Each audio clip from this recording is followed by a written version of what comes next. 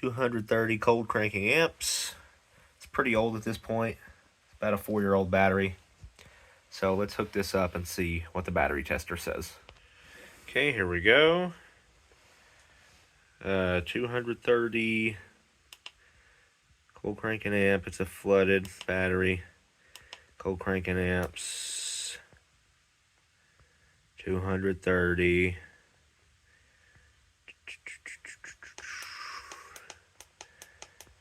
Oh gosh.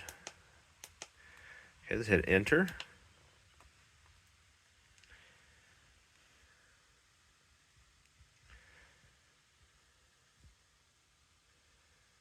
Okay, health. It says 3%, a whopping 39 cold cranking amps. It shows a good voltage, but according to this, and it's got a very high internal resistance right there.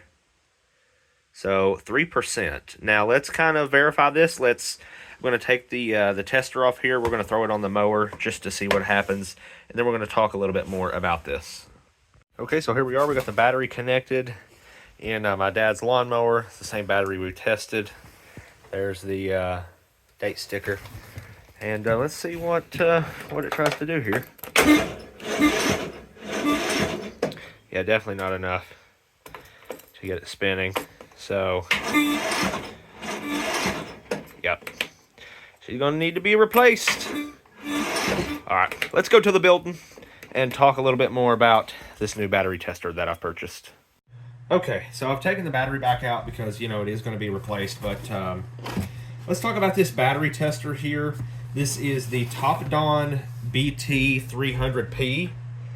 Now, how I found this is actually from a YouTube channel called CP the Tool Addict. Apparently this has been out for a few years now, but he only recently made a video about it, and I think he's a pretty stand-up guy. Seems like a no BS kind of person. So I figured, you know what, this is relatively inexpensive, and it would be a good tool just to have on hand. And so I picked it up for $85 on Amazon. And as you can see with that battery test there, this battery here, which went in my dad's lawnmower, this is a 4-year-old battery, and that's kind of, I guess, a typical life expectancy from a battery. If you can get that much time out of a battery, you're doing pretty good. This is an Everstart Max. Well, not Max. I think it's just Everstart Lawn and Garden. Yeah, 230 cold cranking amps. Now, at the beginning of this video, when I first put the tester on this, it was with the nut and bolt kind of on the post, and I have seen online that can affect some readings. So what we're going to do here is we're going to hook this up again, get a good clamp on that, and then like that. That looks pretty good to me. Let's slide that over here.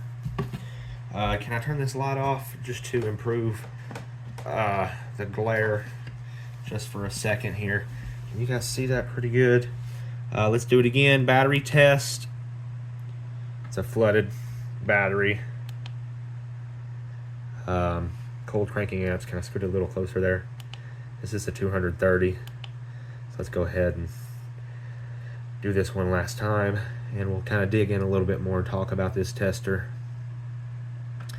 Okay, well, see, now it says good, which is weird. It says it's now producing 116 cold cranking amps, so I'm glad I had this video going here. Still not good at all, you know, 25% health, but it's just crazy that at the beginning of this video it showed 3% health, and now it shows 25% health. Still not even close to being enough, and it still has quite a lot of internal resistance. There we go. Let me turn my light back on here. There we go. Unclamp that. I think it said the voltage was 12.48. So, like I said, this is a pretty inexpensive tool. $85. I think on Topdon's website it's $99. I hadn't heard of this brand before. I had found this battery tester, So this is my first time even really hearing about the brand, let alone, you know, actually purchasing a tool. And it does have a printer built in. I guess I should have showed you guys. It has a printout. But I'm glad I had this the video rolling here because I have a little bit of mixed results. Okay, so the very first thing I tested this battery tester on was the battery in my dad's truck. He has a 2013 Silverado with the 4.3 V6, and I know that that battery should be in good standing. It's only like a year old. So tested his battery, and it actually produced more cold cranking amps than what it was rated for. It produced 672, and it was rated for 615. Okay.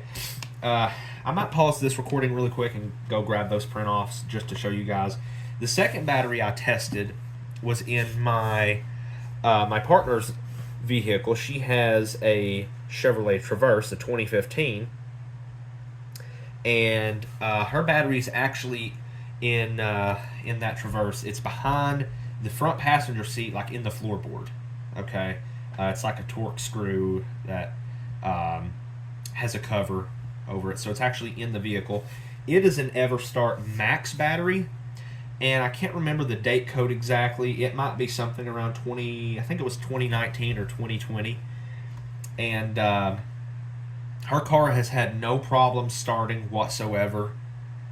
And we've had some cold temperatures here in Virginia. We've had some nights where it's got down to like 15, 20 degrees. And her car has started up the next morning perfectly fine. And so it sounds like a good strong battery, but according to this Topdon tester, it only produced like 560 cold cranking amps when the battery is rated for 730. So I thought that was kind of weird. But let me pause this recording really quick. I'll go, well, if I can talk here, English, press 1. Let me go grab the print offs and I'll show you guys. Okay, so here we are. Went and grabbed the print offs. I'll try to get up close here, show you guys. Let me see which one this is. So this is the one for my dad's, the battery in his, oh gosh, I've never really done this before. Hopefully you guys can see that. I'm going to try to be as still as I can, but I think somewhere near the bottom here. So it's rated for 615, and you can see up there that the health is 100%. It produced 672 cold cranking amps. So there's that. I was like, okay, you know, this seems like a decent tester. This is the one from my partner's Traverse. Hopefully I didn't rip this one too bad. Okay, now here we go. So near the bottom of this one, it's rated for, or I guess kind of near the middle, it's rated for 730, and it produced 560, and it says the health is 59%. Hopefully you guys can see that one pretty well. You can pause the video if you need to. So there's those two.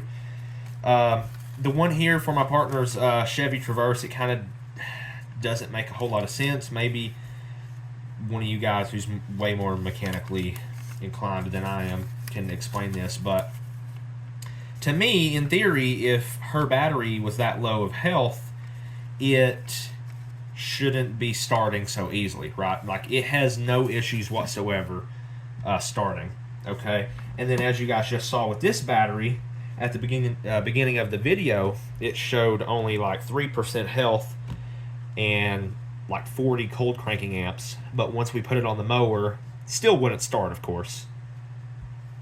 And then we bring it down here in the building, hook the tester back up, and it shows 25% health and 116 cold cranking amps, which still isn't nearly enough, but this seems just a little inconsistent. So I'm not sure if you can fully trust it. Not saying it's a bad tool, you know, it feels good overall, feels like decent quality, and the clamps feel nice, and it does come with the carry case and 2 additional rolls of printer paper. but just seems a little inconsistent. You know, just out of curiosity here. Curiosity killed the cat, they say. See if we can get us another test here. Okay, it's a good clamp. Okay, let me flick off the light here so you guys can see. Sorry, freaking wire tangled up a little bit there. Okay, here we go. Trying to tilt that where you guys can see it a little bit easier. Regular cold cranking amps, 230.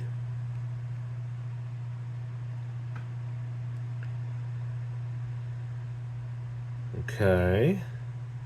So 114 cold cranking amps, 12.49 volts, you know, 25% health, rated for 230 there at the bottom. So I'm not sure. I mean, I'm not a battery guru, but maybe somehow or another us trying to start the lawnmower with the battery in it just pulled more from the cells. I don't know.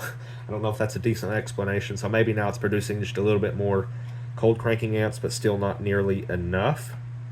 But the one with my partner's car definitely doesn't make sense. It has no issues starting, but yet this tester says the battery's at 59% health. So I'm just going to keep an eye on that for her. That's really all I wanted to talk about in this video. So I really appreciate you guys watching. Can I recommend this? I'm not sure. I guess I'm going to say yes for the price. Go ahead. But just know it might be a little inconsistent, which, you know, kind of defeats the purpose. You know, you want a tool that works and works consistently, but it definitely seems to have some anomalies there. But for $85, I think it can at least help point you in the right direction. You know, I probably wouldn't use this in a professional setting. You would probably want to have something a little bit more high-end and something that is much more consistent and accurate. But I think overall I can give it a thumbs up, but it's kind of like you squint your eyes from a distance, you know. So I appreciate you guys watching. Let me know if you have experience with this, and let me know if you have one and what you think about it, and I will see you guys in the next video.